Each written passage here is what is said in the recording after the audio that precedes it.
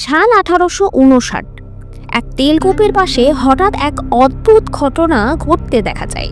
Robert চেসব্রো নামের এক তরুণ বিজ্ঞানী দেখলেন শ্রমিকরা স্ক্রুপ তেল থেকে বের হওয়া চটচটে কালো ময়লা ক্ষত সারাতে ব্যবহার করছে।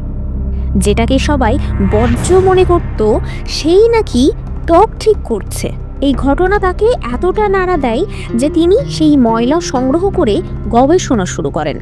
আর সেখান থেকেই জন্ম নেয় আজকের পেট্রোলিয়াম জেলি। পেট্রোলিয়াম জেলি হলো স্বচ্ছ, গন্ধহীন, নরম একটি জেলি যা মূলত মিনারেল অয়েল এবং প্রাকৃতিক ওয়্যাক্স থেকে তৈরি।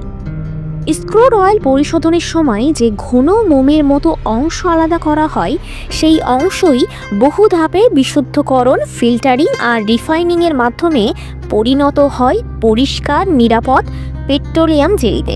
এক কথায় তেল ক্ষেত্রের গভীর থেকে শুরু হয়ে আপনার স্কিন কেয়ার পর্যন্ত পৌঁছে যায় এটি। এর মধ্যে থাকে মূলত হাইড্রোকার্বন, যা ত্বকে সুরক্ষামূলক স্তর তৈরি করে। এতে পানি বা ক্ষতিকারক রাসায়নিক থাকে না।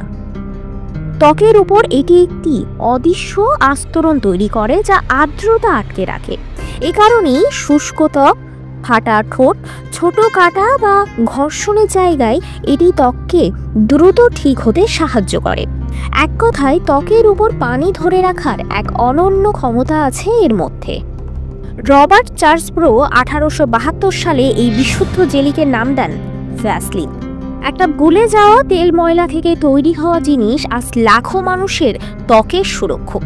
এটাই পেট্রোলিয়াম জেলির অবিশ্বাস্য সত্য গল্প।